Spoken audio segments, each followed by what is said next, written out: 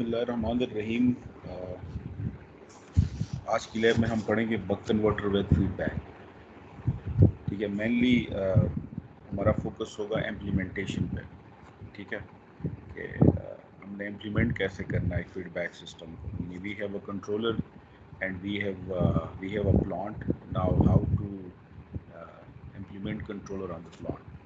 ठीक है, तो बक कन्वर्टर्स हम पढ़ चुके हैं। ठीक है, कैसे काम करता है और मेनली ये डिज़ाइन हम कैसे कर सकते हैं। और TL494 IC को भी हम डिटेल में पढ़ चुके हैं कि how we can generate PWM signal using TL494। तो आज की लैब में हमारा जो मेन फोकस होगा दैट इज़ के how to use buck converter with feedback. और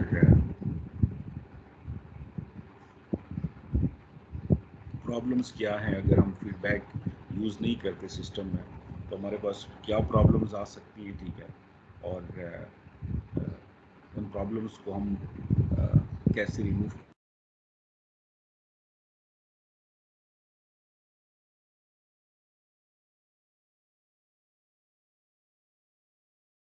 हूँ।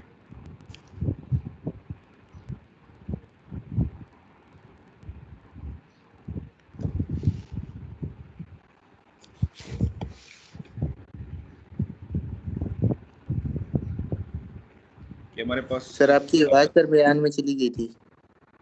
जी बिल्कुल, अब ठीक हो गई है। जी sir. Is it clear now? Okay. अच्छा, पहले हम इसको आज की लैब को अपने गौर से सुनना है। ठीक है, क्योंकि काफ़ी सारी चीज़ें हम डिस्कस करेंगे, तो स्टार्ट से अगर आपको समझ आएगी तो फिर आप को ओवरऑल लैब की समझ आ जाएगी। पहले मैं आपको आउटपुट दिखाऊंगा बक कन्वर्टर की विदाउट फीडबैक। ठीक है, जो कि हम ऑलरेडी जो हमारी लैब की बक कन्वर्टर की उसमें हम पढ़ चुके हैं। और फिर आपको मैं प्रॉब्लम्स दिखाऊंगा कि क्या प्रॉब्लम है अगर हम फीडबैक यूज़ नहीं करते। Then what are the problems जो कि हम फेस कर सकते हैं we are using buck converter without feedback, और फिर इन प्रॉब्लम्स को कैसे हम रिमूव कर सकते हैं with the help of feedback. तो let me show you, this is the circuit. ठीक है, बक कन्वर्टर का सर्किट है, and also there is a TL494 circuit. और जो TL494 सर्किट है ये मेनली हम यूज़ करते हैं in order to generate PWM signal. ठीक है, यू पीपल नो दैट। अब मैं इसको कुछ चेंजेस करता हूँ इस सर्किट में। This is the complete circuit with feedback. ठीक है, अब मैं आपको सिर्फ आउटपुट दिखाता हूँ when there is no feedback. तो try to note the changes कि मैं क्या क्या चेंजेस करता हूँ सर्किट में।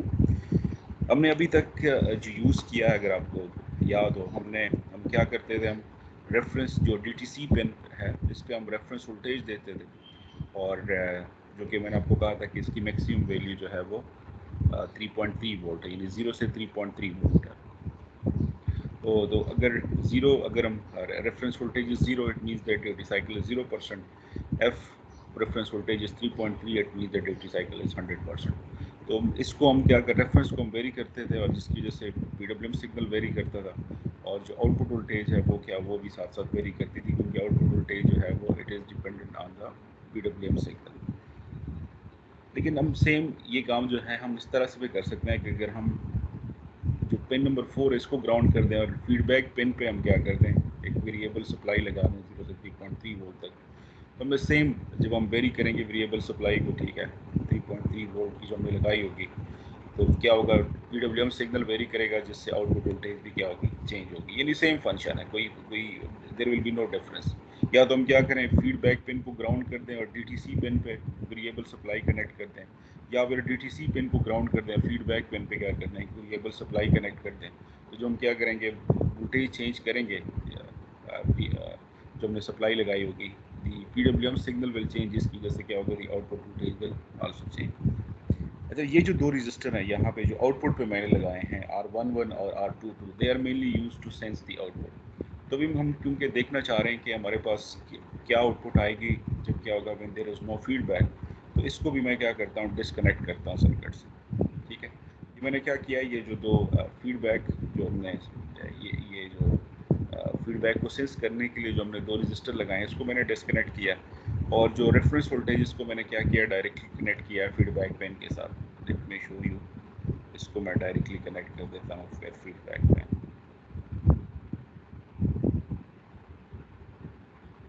ठीक है, ये मैंने चेंजेस किए सर्किट में। फीडबैक पेन के साथ मैंने कनेक्ट किया है इस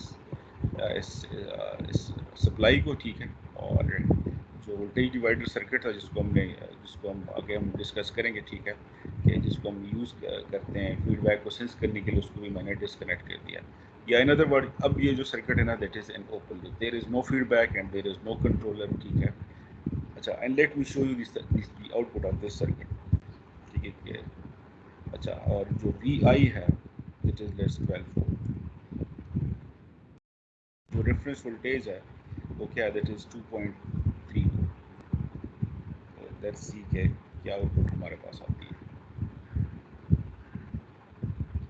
तो आउटपुट जो हमारे पास आ रही है इस बक कन्वर्टर की, वो क्या है, वो 5.25 वोल्ट है। Let me show you the output waveform as well.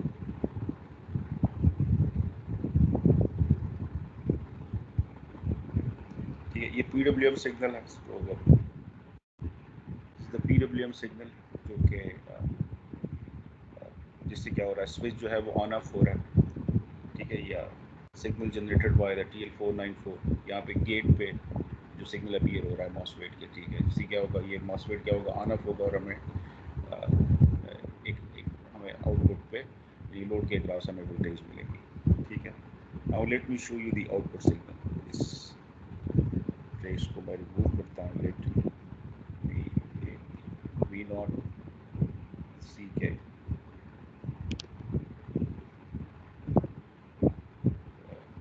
Simulation time increase कर देंगे।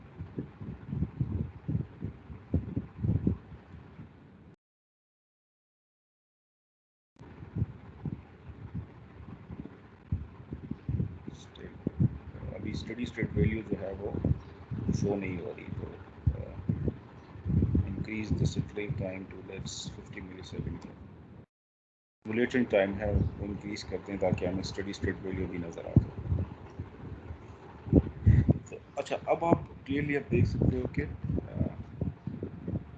तकरीबन 30 मिलीसेकंड या 35 मिलीसेकंड के बाद सिस्टम क्या होगा, सेटल होगा और हमें आउटपुट पे कांस्टेंट वैल्यू मिलेगी, जो कि हम यहाँ से भी देख सकते हैं। जो हमने वोल्टेज प्रोब लगाया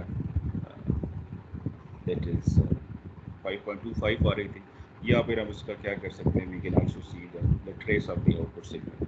तो शुरू में क्या है, the value is almost equal to 11.11 के करीब है, और फिर क्या हो रही है, थोड़ी देर के बाद ये सेटल होके ये 5.25 पे आ रही है। सेटलिंग टाइम तकरीबन 35 मिलीसेकंड है, ठीक है। बहुत कम ओवरशूट है, ठीक है। अगर हम इसी को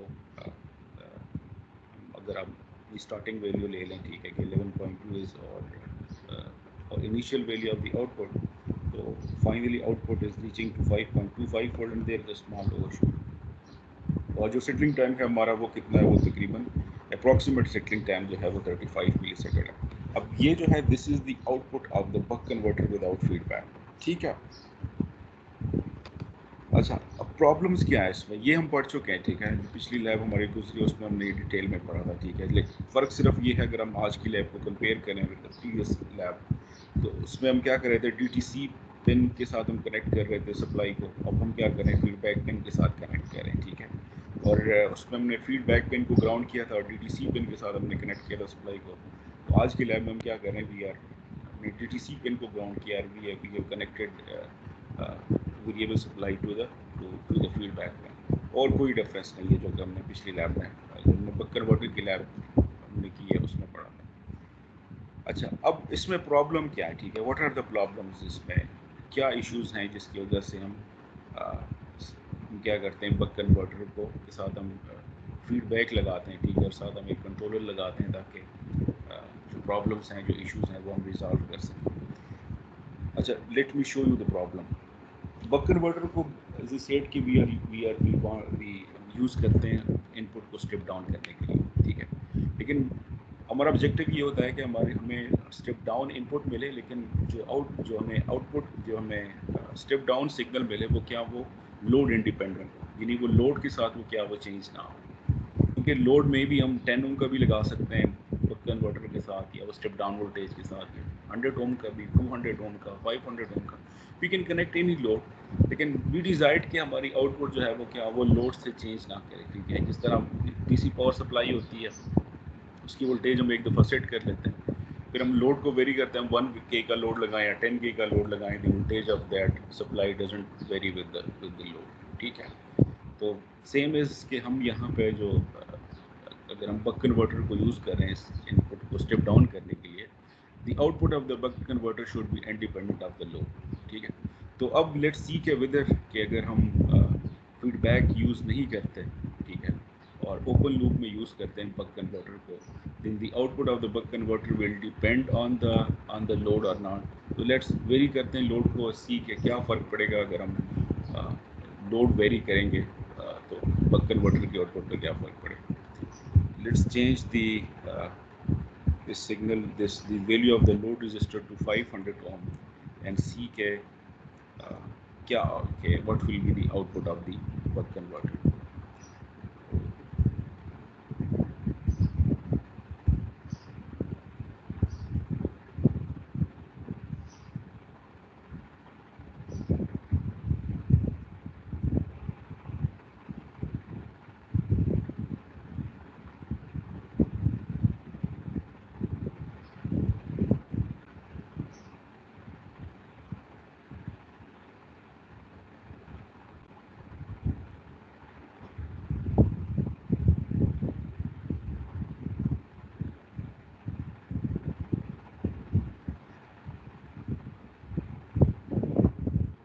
ठीक है, क्लियरली एक तो ये है कि जो सेटलिंग टाइम है उस पर फ़र्क पड़ा है। सेटलिंग टाइम लोड इंक्रीज़ करने से क्या हुआ है, वो इंक्रीज़ हुआ। ठीक है, तो एक तो ये इशू है open loop.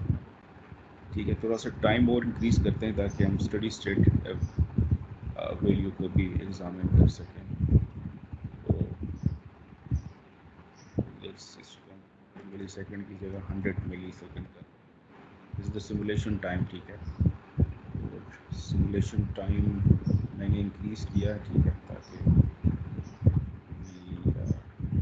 Can see the steady state value. अभी भी सेटल नहीं हो रहा। ठीक है, स्टिल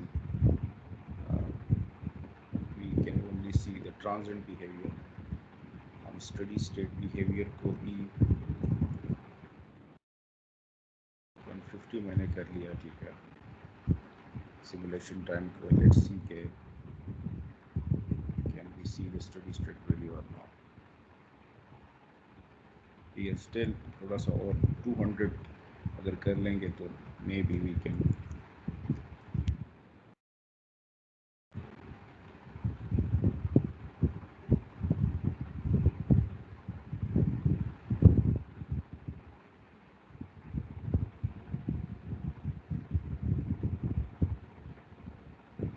ठीक है, नाउ इट इज़ ऑलमोस्ट 250 कर लेते हैं, कन्फ्यूजन दूर हो जाएगी।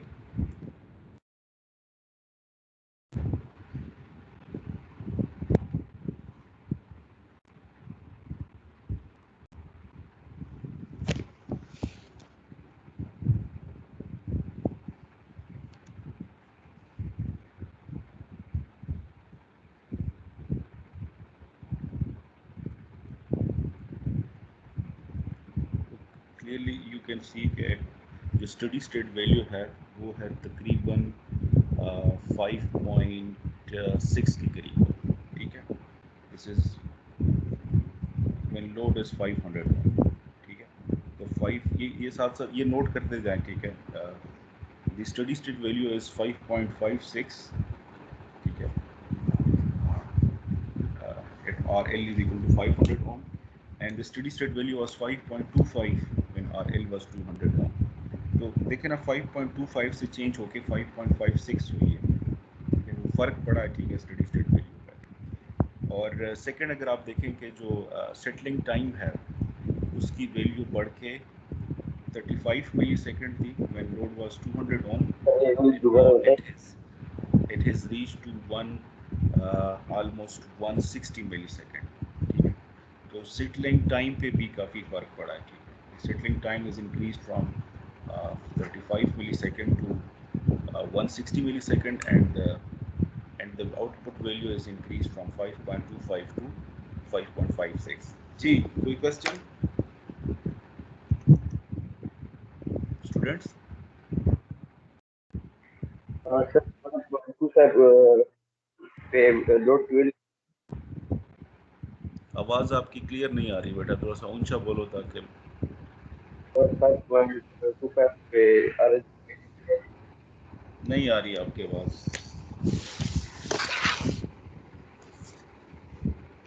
जी, दोबारा बोलो।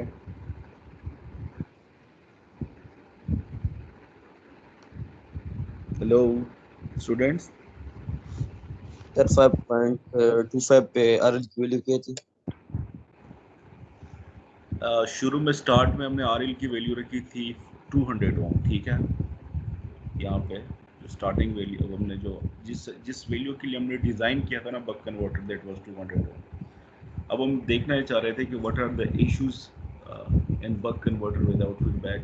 तो हमने लोड को वेरी किया और हमने क्या किया है कि 200 की जगह हमने 500 का लोड लगाया, और जिसकी वजह से आउटपुट की वैल्यू चेंज हुई। ठीक है, क्लियर हुआ? Yes sir. स्टार्टिंग थी 200 से वैल्यू चेंज किया, 500 किया, और फिर आउटपुट को ऑब्जर्व किया। ठीक है, तो आउटपुट में भी वेरिएशन आई है लोड वेरी करने से।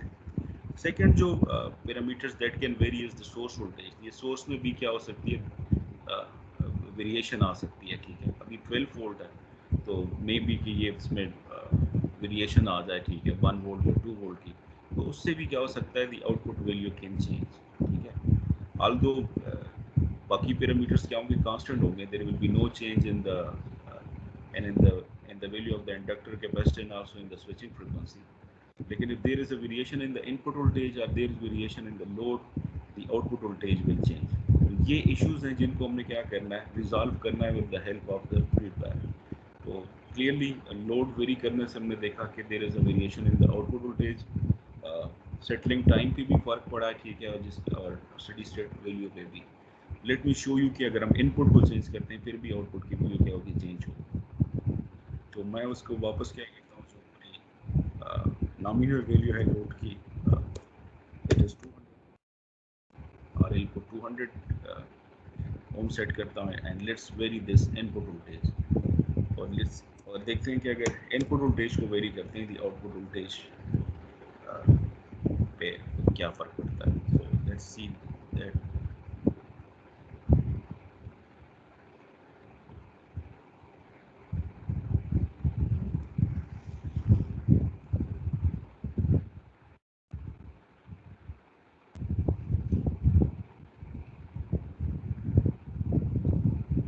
तो अब देखें कि इनपुट वेरी करने से भी आउटपुट की वैल्यू क्या हुई है, वो आउटपुट की वैल्यू पे फर्क पड़ा। ठीक है, सेटलिंग टाइम तकरीबन जो कि नॉमिनल वैल्यूज़ के साथ था, यानी 200 ohm and 12 volt input voltage, तकरीबन 35 मिली सेकेंड ही है।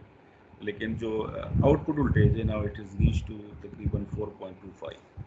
ठीक है, यानी when Vs is 12 volt, that is the nominal value, the output voltage is 5.25, but if there is a variation in the input voltage, इसको हमने 2 वोल्ट वेरिएशन ली है input में, तो यानी 10 वोल्ट के लिए हमारे पास जो आउटपुट की वैल्यू आई है दैट इज 4.25। तो तकरीबन 1 वोल्ट का फ़र्क पड़ा है आउटपुट वोल्टेज पे इनपुट वोल्टेज वेरी करने से। दीज आर द इश्यूज कि if we are not using feedback, तो हमारे पास क्या हो सकता है कि जो आउटपुट वोल्टेज है वो लोड पे भी डिपेंडेंट होगी और आल्सो इनपुट वोल्टेज पे भी डिपेंडेंट होगी। इनपुट वोल्टेज में अगर वेरिएशन होगी तो आउटपुट वोल्टेज चेंज होगी, या फिर अगर there is a variation in the load, the output voltage will also change. लेकिन और डिज़ायर हम ये चाहते हैं कि जो आउटपुट वोल्टेज है वो क्या, वो लोड इंडिपेंडेंट हो और आल्सो लाइन वोल्टेज के भी इंडिपेंडेंट हो, कि लाइन वेरिएशन से या लोड वेरिएशन से आउटपुट वोल्टेज चेंज ना हो। इसके लिए we will be using this, we will be using feedback। अच्छा, अब प्रॉब्लम्स क्लियर हैं कि ओपन लूप में क्या प्रॉब्लम्स हैं, if we are not using feedback then what are the problems in the buck converter. या ये पॉइंट क्लियर हुआ? Yes. ठीक है। अच्छा, अब हम आगे जो है वो चलते हैं फीडबैक की तरफ। तो अच्छा, अगर आपको याद हो मैंने स्टार्ट में आपको कहा था कि TL494 में देयर आर 2 एरर्स एम्पलीफायर, ठीक है। और मैंने आपको कहा था कि ये हम जब फीडबैक जब हम कन्वर्टर्स पढ़ेंगे फीडबैक के साथ तो फिर उसमें डिस्कस करेंगे। तो how to use those error amplifiers in order to implement controller on buck converter. So let me show you the what are the pins of the error amplifier. Pin 3, pin 1, pin 2. These are the pins of the error of the error amplifier 1 and जो दूसरा error amplifier है उसके जो pins है वो क्या है, वो pin 15 और 16 है, और जो फीडबैक पेन है ना दैट इज कॉमन, ठीक है। जो 3 है दैट इज दी ये क्या है, ये दोनों एरर एम्पलीफायर के लिए कॉमन पेन है, और बाकी जो एरर एम्पलीफायर हैं उनके जो इन्वर्टिंग और नॉन इन्वर्टिंग पेन है वो क्या है, वो 1 और 2 और 16 और 15 है।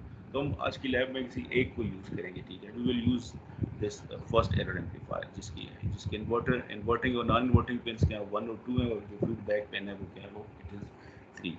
तो let me show you this कि ये जो इन्वर्टिंग पेन है दैट इज़ पेन नंबर 1, और जो नॉन इन्वर्टिंग पेन है दैट इज़ पेन नंबर 2, ठीक है। और जो फीडबैक पेन है जिसको मैंने रिप्रेजेंट किया है VFF से, दिस इज़ पेन नंबर 3। अब इस एरर एम्पलीफायर को हमने यूज़ करना है कंट्रोलर इम्प्लीमेंट करने के लिए। अच्छा, ये R1 R2 क्या है, ये एक्सटर्नल रजिस्टर्स हैं जो कि हमने लगाने हैं फीडबैक पेन के साथ, ठीक है। और ये किस चीज़ को रिप्रेजेंट कर रहे हैं ये आगे आपको क्लियर होगा। तो दिस इज़ द सर्किट, ठीक है, जो कि हम क्या करेंगे, ये जो एरर एम्पलीफायर है इसके साथ हम क्या करेंगे, दो एक्सटर्नल रजिस्टर लगाएंगे R1 R2। अब इसका फ़ायदा क्या होगा ये आगे जब हम मैं ये डेरिवेशन कराऊंगा तो आपको क्लियर हो जाएगा। अब अगर if we apply superposition theorem on this error amplifier जिसके साथ हमने ये दो एक्सटर्नल रजिस्टर भी कनेक्ट किए हैं, तो वी कैन राइट की जो फीडबैक वोल्टेज है this VFF which is actually a voltage across the feedback pin, ठीक है। let me show you, this is the feedback pin of the error amplifier pin 3, और pin 1 और 2 क्या है, ये inverting और नॉन इन्वर्टिंग पिन्स हैं एरर एम्पलीफायर्स के। और फीडबैक पिन पे वोल्टेज क्या होगी अगर हम क्या करेंगे, R1 R2 दो एक्सटर्नल रजिस्टर लगा दें फीडबैक पिन के साथ, तो then what will be the voltage across the feedback pin. तो इसको मैंने रिप्रेजेंट किया VFF से। तो we can find the relation for this voltage using superposition. तो VFF यानी हम सुपरपोजिशन अप्लाई करेंगे। सुपरपोजिशन हम क्या करेंगे, हम VF को 0 जूम करेंगे, we will find the output for VREF input, और फिर हम क्या करेंगे VREF को 0 जूम करेंगे, we will find the output for VF input and then we will sum both the outputs, ठीक है। तो VFF की वैल्यू क्या होगी, VREF इज 0, तो ये क्या होगा, it will be equal to -R2/R1 into VF, यानी it will be in inverting amplifier, ठीक है। यानी अगर हम अज्यूम कर लें कि VREF की वैल्यू क्या है 0 है, तो it is an inverting amplifier, और इन्वर्टिंग एम्पलीफायर का हमें पता है कि what will be the output of inverting amplifier. तो the output of inverting amplifier is equal to -R2/R1 into VF।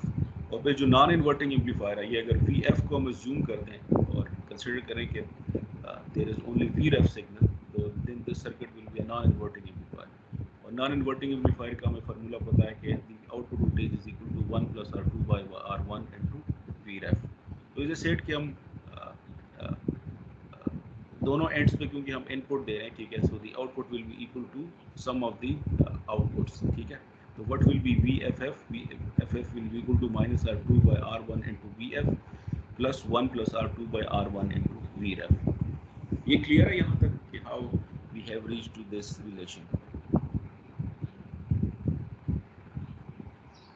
guys? Is it clear or not?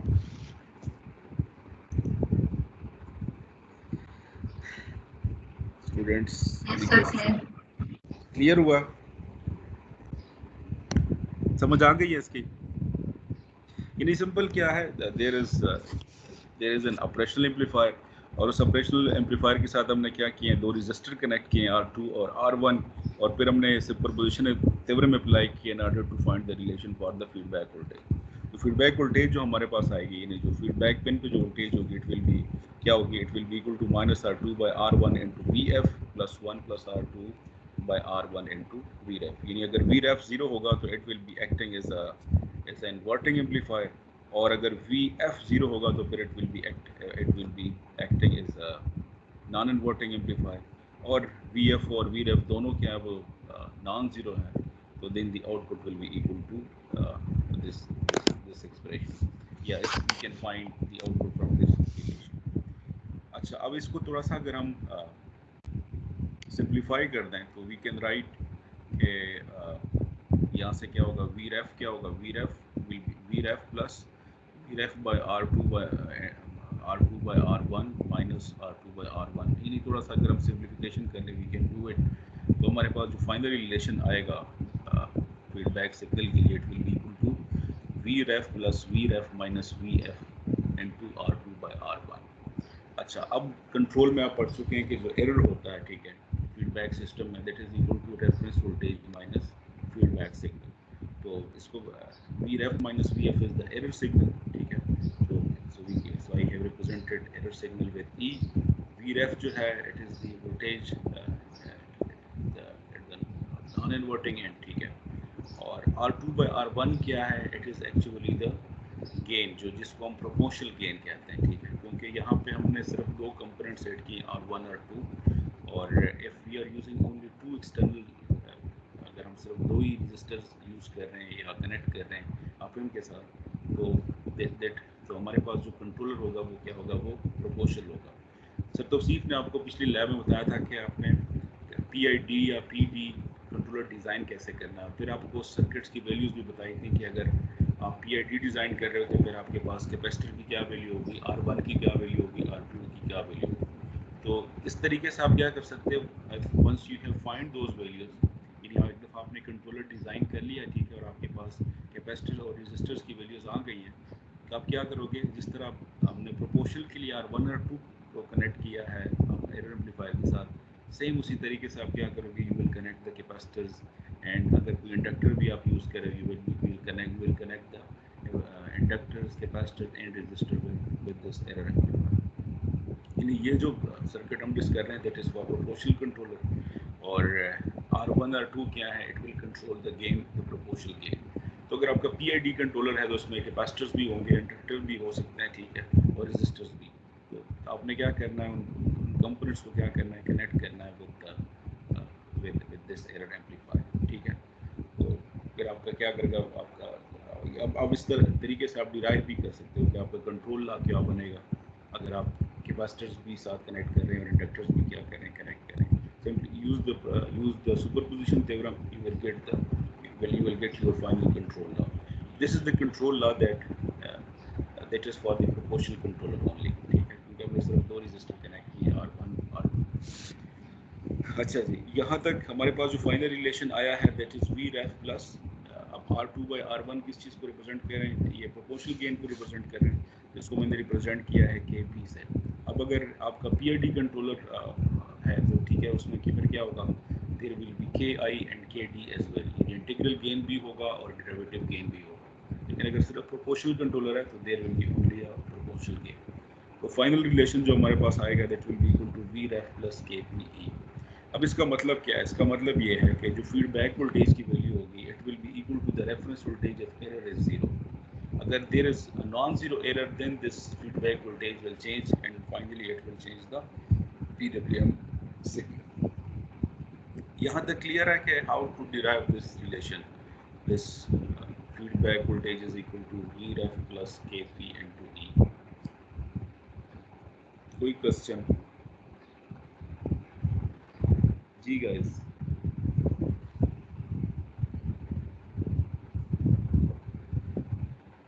Students? No, sir, no question. No question, okay, good हो गया। अच्छा, अब हम आगे चलते हैं, ठीक है।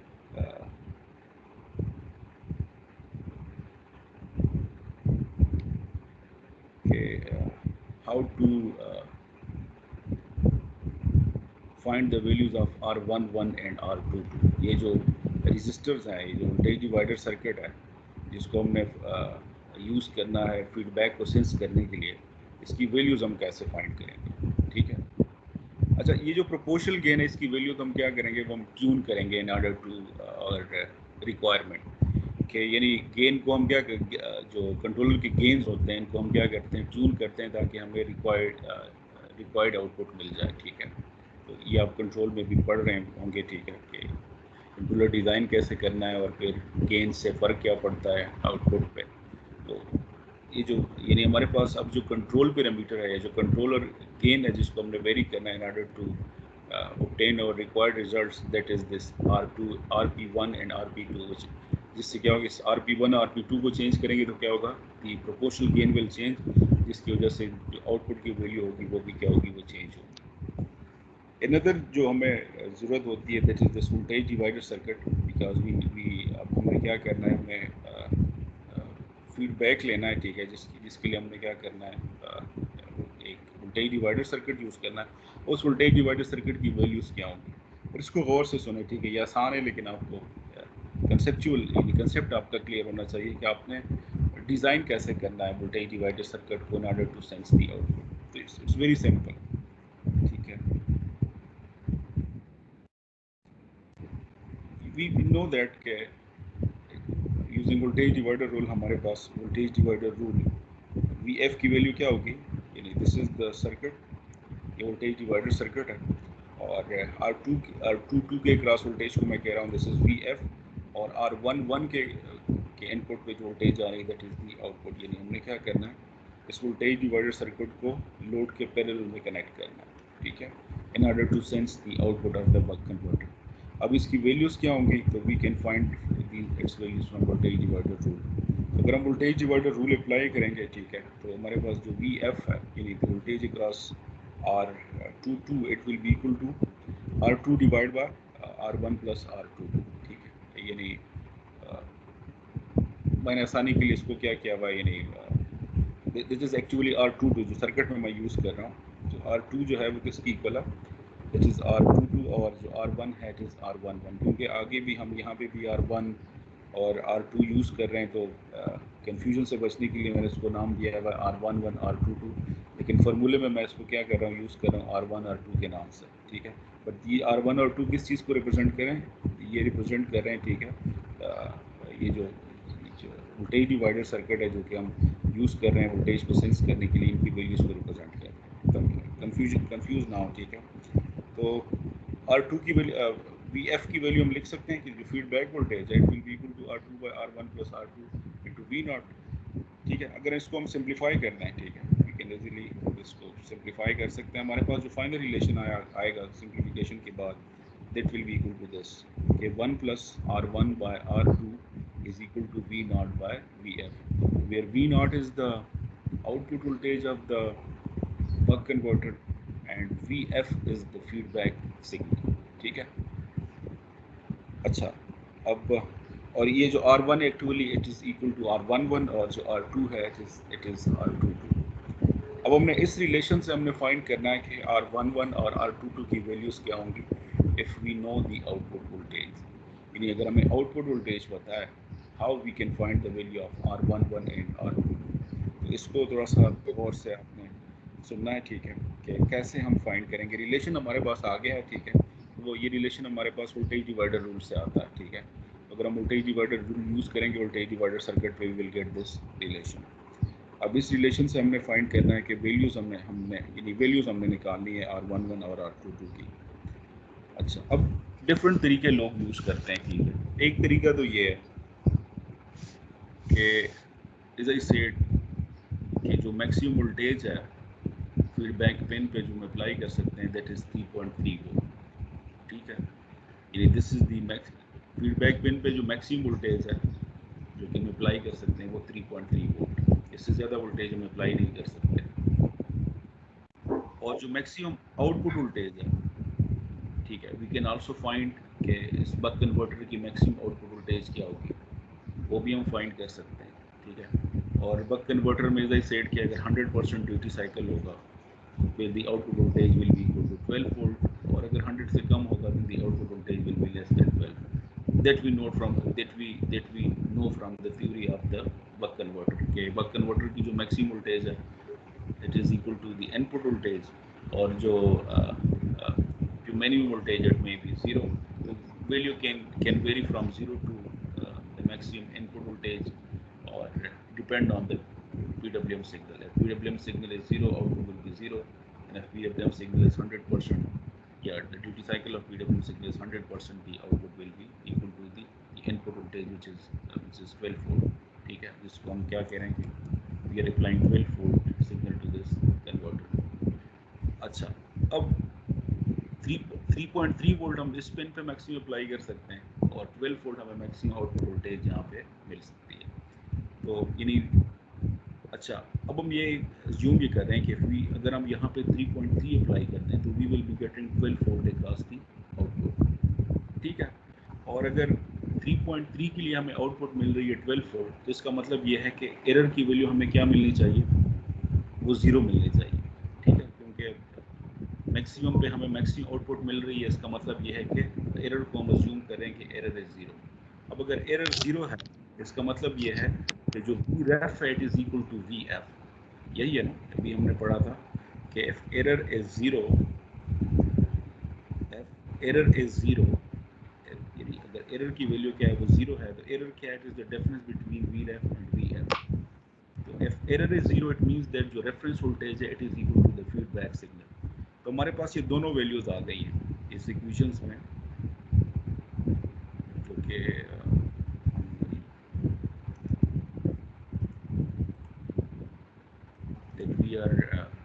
जो कि हम यूज करेंगे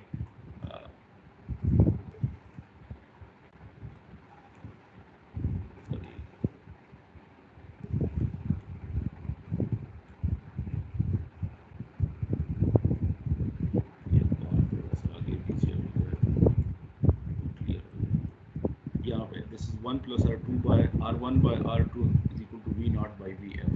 If we know the value of V naught and Vf, we can find the value of R1 and R2. तो हम एक तरीका तो ये है कि हम मैक्सिमम के लिए फाइंड कर लें कि ये नहीं जो कि हमारे पास मैक्सिमम आउटपुट क्या आ सकती है, और मैक्सिमम रेफरेंस वोल्टेज हम क्या अप्लाई कर सकते हैं, और फिर हम एरर को 0 जूम करें, और अगर एरर 0 है तो it means that Vref is equal to Vf, तो हमें Vf की वैल्यू मिल जाएगी, and if we know V naught and Vf we can find R1 and R2। कैसे, यानी कंसिडर करें कि V naught की वैल्यू हमारे पास जो मैक्सिमम है वो 10 है, अज्यूम कर लें, और Vf की जो मैक्सिमम वैल्यू है दैट इज लेट्स 2, ठीक है। यानी Vref की जो मैक्सिमम वैल्यू है वो 2 है, तो this V naught by Vf क्या होगा, it will be equal to 5। Now left hand side will be equal to right hand side, यानी हमने क्या करना है, लेफ्ट हैंड साइड को इक्वल करना है राइट हैंड साइड के। तो अगर ये जो रेशियो है ये 5 की इक्वल है, तो इसका मतलब ये है कि 1 plus R1 by R2 it should also be equal to 5। तो अगर R1 और 2 की रेशियो क्या होगी, वो 4 की इक्वल होगी, तो left hand side will be equal to right hand side.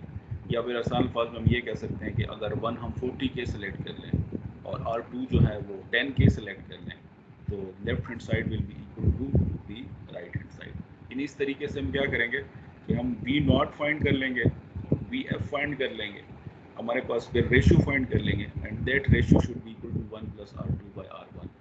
और अगर वो रेशियो हमारे पास लेट्स 5 की इक्वल आ रही है, तो इसका मतलब ये है कि R2 by R1 की जो रेशियो है it will be equal to 4। तो फिर हम 4 R1 को अगर हम 40 के ले लें, R2 को हम 10 के ले लें, तो रेशियो विल बी 4। और अगर कोई और वैल्यू हमारे पास आती है तो इस हिसाब से हम क्या कर सकते हैं, we can find the value of R1 and R2। तो ये क्लियर हुआ है कि how we can find the value of R1 and R2। Sir V naught Vf तो गिवन होगा ना? V naught और Vf गिवन नहीं होगा, ये हमने मैक्सिमम वैल्यू से ही इसकी वैल्यू निकालनी है। अभी मैं इसका एक और अल्टरनेट तरीका भी बताता हूँ, ठीक है। लेकिन एक्चुअली हम यानी वी नो के बक कन्वर्टर की मैक्सिमम आउटपुट क्या है, एंड आल्सो वी नो के Vref पे हम मैक्सिमम वोल्टेज कितना अप्लाई कर सकते हैं। तो वी नो यानी एक तरीके से हमें ये वैल्यूज पता है। If we know these values, we can find the value of R1 and R2. बात समझ में आई है? Yes. ठीक है। अच्छा, अब एक तरीका तो ये है, दूसरा जो सबसे आसान तरीका है ना, that gives us more accurate results, वो ये है कि अभी हमने ओपन लूप में ओपन लूप से हमें पता we know that from the open loop कि अगर हम रेफरेंस वोल्टेज अप्लाई करते हैं 2.3, ठीक है ना, the output voltage is equal to 5.25। Okay, ठीक है। यानी दिस इज द, ये जो सर्किट है अभी क्या है, इसमें कोई फीडबैक नहीं है, ओपन लूप में। अभी हम डिज़ाइन करना चाह रहे हैं कि R1 और R22 की वैल्यूज़ क्या होंगी और गेन्स की वैल्यूज़ क्या होंगी। लेकिन ओपन लूप से हमें we know that from the open loop if the reference voltage is 2.3 then the output voltage is equal to 5.25। ठीक है ना, यहाँ तक तो क्लियर है सबको कि अगर if Vref is 2.3 the V naught is equal to 5.25। कोई क्वेश्चन? या ओपन लूप में तो कोई क्वेश्चन नहीं है ना किसी का?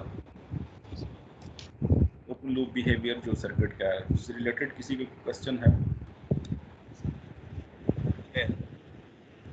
ठीक है ना, if Vref is 2.3 then V naught is 5.25। अच्छा, and we are happy with this, यानी अगर रेफरेंस पे voltage is 2.3 and the output voltage is 5.25 तो ठीक है, ये हमें एक्सेप्टेबल है।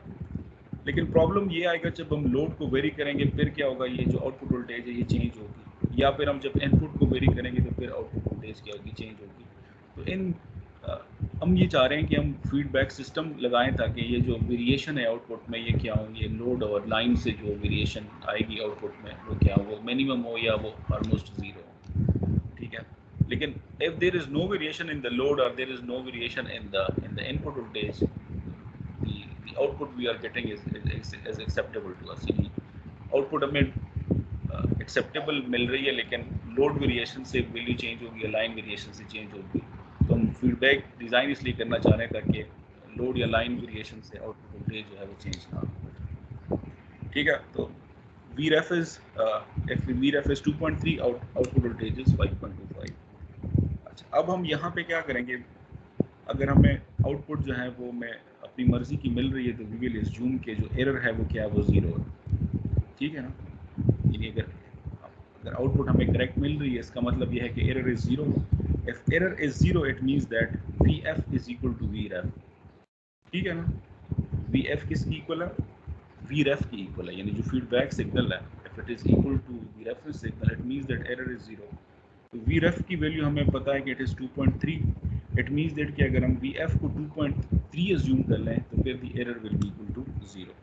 अब यहाँ पे इस रिलेशन में यानी हम क्या करेंगे कि जो डिजायर्ड आउटपुट है दैट इज़ 5.25, एरर को अगर हम ज़ीरो अज्यूम करेंगे तो Vf will be equal to Vref। तो Vref की वैल्यू क्या है, वो 2.3 है। तो वी कैन फाइंड इस रेशियो को हम फाइंड कर सकते हैं। यानी हम क्या करेंगे, V not by Vf find करने के लिए हम 5.25 को डिवाइड कर देंगे 2.3 से। ठीक है, और फिर we will find the value of R1 and R2।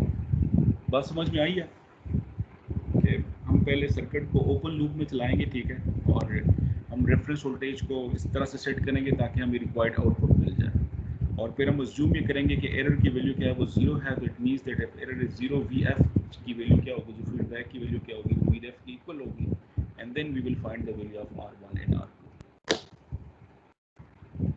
जी गाइस,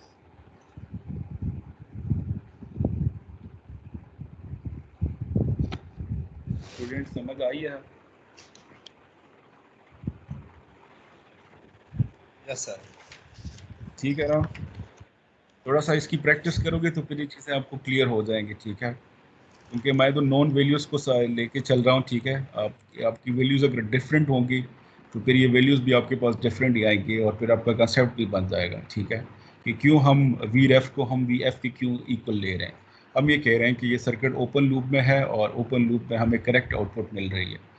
तो इस तरह यानी या इन अदर वर्ड्स अगर हम फीडबैक सिस्टम लगाएंगे और हमें सेम रेफरेंस पे हमें ये वोल्टेज अप्लाई करें और आउटपुट पे हमें रिक्वायर्ड वैल्यू मिलेगी, तो इसका मतलब यह है कि Vf will be equal to Vref। तो अगर Vf Vref के इक्वल है तो we can use this relation to find the value of R11 and R22। ठीक है, यानी या in other words open loop में सर्किट चल रहा है, हम फीडबैक सिस्टम लगाना चाह रहे हैं और हम ये चाह रहे हैं कि फीडबैक लगाने से हमारी सिस्टम की आउटपुट चेंज ना हो।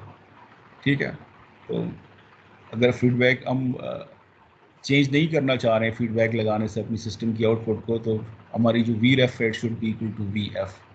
तो हमने R1 R11 R22 को इस तरह से डिज़ाइन करना था कि वी रेफ और वी एफ क्या हो, उसमें कोई फ़र्क ना हो। तो for that we can use this relation कि हमें R1 और R22 की वैल्यू क्या रखनी चाहिए ताकि वी एफ जो है वो वी रेफ के इक्वल रहे। तो ये आप प्रैक्टिस करोगे तो ये चीज़ें आपको क्लियर हो जाएंगी।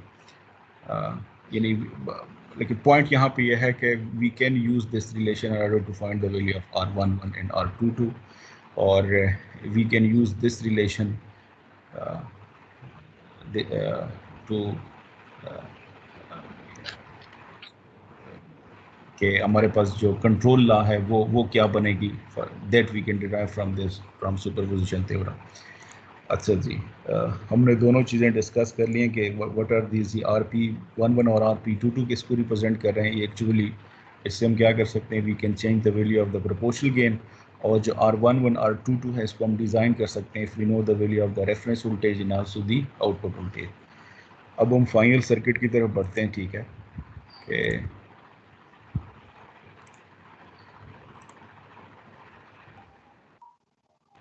फीडबैक पिन के साथ हमने क्या करना है, कनेक्ट करना है इन दो रजिस्टर्स को, R2 और R1 को। तो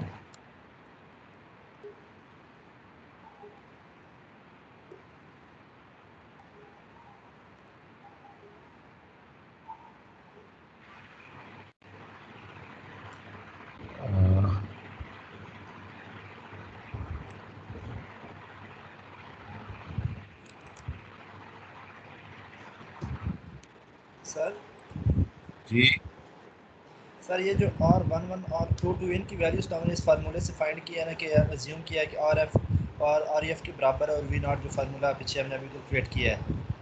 जी बिल्कुल। जो सर ये रजिस्टर RP1 और RP2 अपने कनेक्ट किए हुए, इनकी वैल्यूज कहाँ से फाइंड करेंगे? ये जो ये ट्यून पैरामीटर्स हैं, ठीक है, इनकी एग्जैक्ट वैल्यूज तो हमें वो जो कंट्रोलर हम डिज़ाइन करेंगे ना using the technique of linear control system theory, उससे हमें हमारे पास ये वैल्यूज आएंगी। जिस तरह सर ने आपको बताया था ना, वो जो बोर्डे वाला मेथड बताया था कि आपने वो रिलेशंस भी बताई थी पिछली, अगर आपको सर की लैब देखें तो उसी मेथड को यूज़ करके, यानी पहले आप क्या करोगे, आपके पास मैथमेटिकल मॉडल है जो कि सर ने आपको पिछली लैब में डिराइव कराया था। उसके लिए आप क्या करोगे, you will design a controller.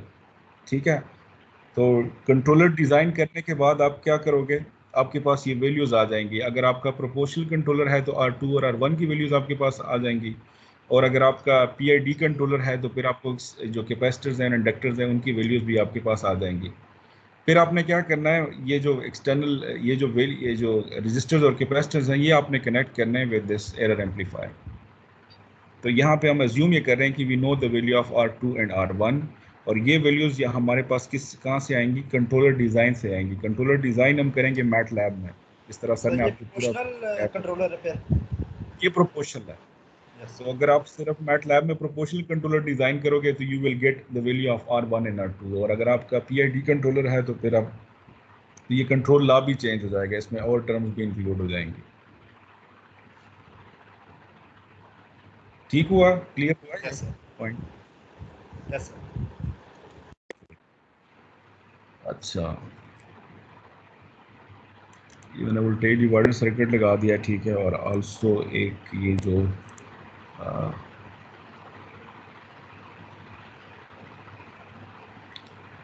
VREF पे तो ठीक है, यानी इन्वर्टिंग पेन के साथ नॉन इन्वर्टिंग के साथ अपने लगाना है रेफरेंस वोल्टेज को, ठीक हो गया। और जो फीडबैक पिन है उसके साथ कनेक्ट करना है R2 और R1 को, ठीक है, and they are connected with, तो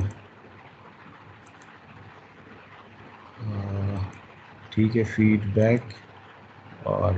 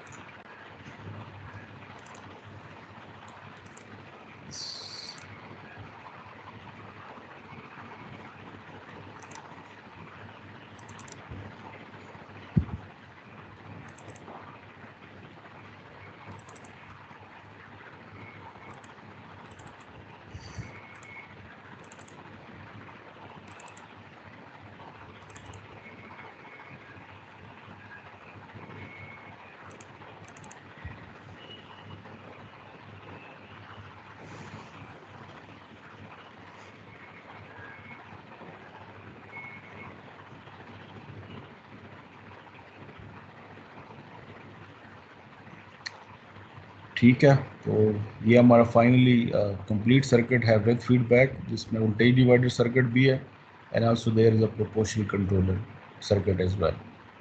तो इसकी वैल्यूज़ जो 2.3 है, ठीक है, दिस वैल्यू इज़ 12 जो कि नॉमिनल वैल्यूज़ हैं, और जो RL की वैल्यू है वो 200 ओम है, ठीक है। Now this see the output of this circuit.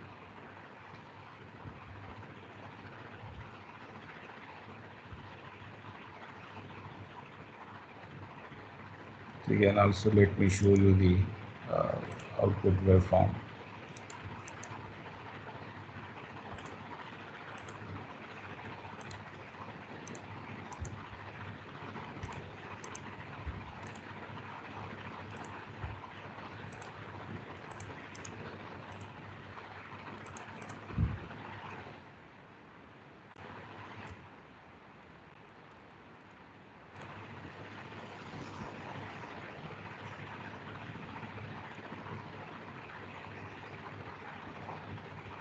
ठीक है, so this is the output waveform. तो output you can see it is almost 5.25, ठीक है ना। जो स्टडी स्टेट वैल्यू आउटपुट की वो 5.25 है। तो मतलब क्या है इसका, और कि फीडबैक लगाने से यानी हमने प्रोपोर्शनल कंट्रोलर लगाया और साथ हमने ये वोल्टेज डिवाइडर सर्किट लगाया आउटपुट को सेंस करने के लिए, लेकिन इससे कोई फ़र्क नहीं पड़ा है आउटपुट पर, ठीक है। यानी जो आउटपुट हमें ओपन लूप में मिल रही थी, same output we are getting with the feedback system, ठीक है। तो हमने एक्यूरेटली डिज़ाइन किया है कंपोनेंट्स को, यानी हमने जो वोल्टेज डिवाइडर सर्किट लगाया that we have design by assuming Vref is equal to Vf, जिसका हमें फ़ायदा ये मिला कि the feedback system has not change the behaviour of the circuit या the output the value of the output voltage, ठीक है।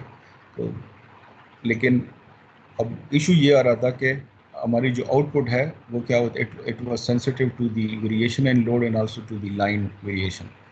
तो उनको रिजॉल्व करने के लिए हमने ये पूरा फीडबैक सिस्टम लगाया एंड लेट्स सी कि क्या हमें कितना फ़र्क पड़ा है स्टेडी स्टेट एरर पे फीडबैक सिस्टम लगाने से। अब हमारी इसमें 1 वोल्ट का फ़र्क आया था, अगर आपको याद हो कि इनपुट को हमने वेरी किया था 12 से 20 किया था, जिसकी वजह से आउटपुट की वैल्यू पे 1 वोल्ट का फ़र्क पड़ा था। नाउ लेट्स सी के अगर हम फीडबैक सिस्टम फीडबैक लगाते हैं, ठीक है, और and we use a proportional controller, तो फिर हमें कितना फ़र्क पड़ता है आउटपुट वोल्टेज पे इनपुट वोल्टेज वेरी करने से। So let's see that.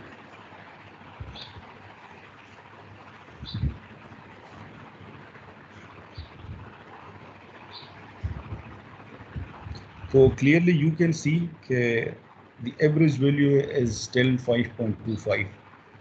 थोड़ी सी जो है वो जो ऑसिलेशंस हैं ये आना शुरू हुई हैं आउटपुट में, लेकिन एवरेज वैल्यू पे कोई फ़र्क नहीं पड़ा, ठीक है। तो average value of the output is the same which is almost जो कि 5.25 थी when input voltage was 12 volt and now the input voltage is 10 volt but still the output value is 5.25। लेकिन ट्रांजिएंट यानी थोड़ा से ऑसिलेशंस आने शुरू हुए हैं, तो क्योंकि proportional controller and it is not ये इतना अच्छा कंट्रोलर नहीं है, ठीक है। अगर हम PID यूज़ करते तो हमें ज़्यादा अच्छा रिस्पॉन्स मिलता, लेकिन पॉइंट इस कि हमारा तो ऑब्जेक्टिव ये था कि हम इम्प्लीमेंटेशन सीखें कि हमने कंट्रोलर इम्प्लीमेंट कैसे करना है, और फिर वी सी के हमें क्या एडवांटेज मिल सकता है if we are using feedback.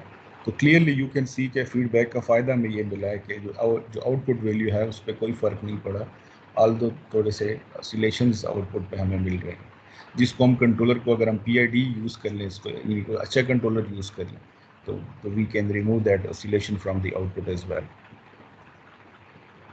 ठीक है गाइस, तो एडवांटेज नज़र आया है फीडबैक का कि फीडबैक लगाने से हमारी जो आउटपुट वोल्टेज है वो क्या हो जाएगी, वो ऑलमोस्ट लाइन वोल्टेज और लोड वेरिएशन के इंडिपेंडेंट हो जाएगी एंड दैट्स वी वांट। तो कंट्रोलर और सेंसर लगाने का ये फ़ायदा है कि अगर हम फीडबैक सिस्टम यूज़ करते हैं instead of open loop system, तो हमारी जो आउटपुट है वो क्या, वो लोड और लाइन के डिपेंडेंट नहीं रहेगी, बल्कि इन दोनों के इंडिपेंडेंट हो जाएगी। लोड भी रिलेशन भी देख लेते हैं कि लोड को अगर वेरी कर लें, अभी हमने सिर्फ इनपुट को वेरी किया था, ठीक है, 12 वोल्ट से 10 वोल्ट किया था।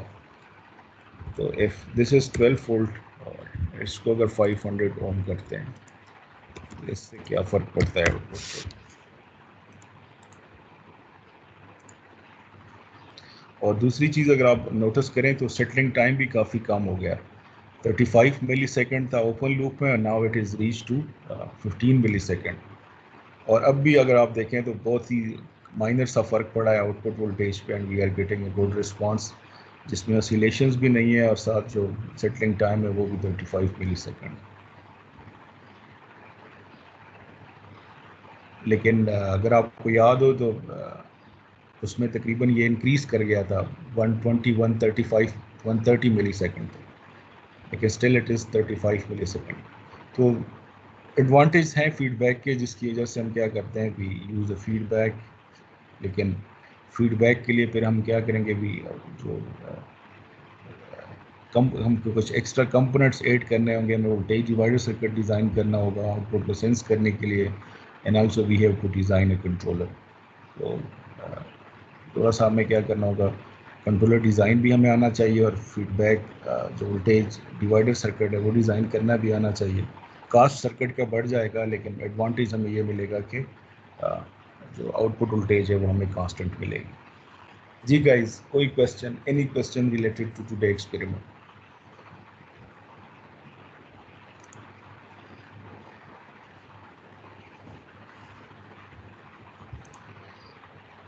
स्टूडेंट्स,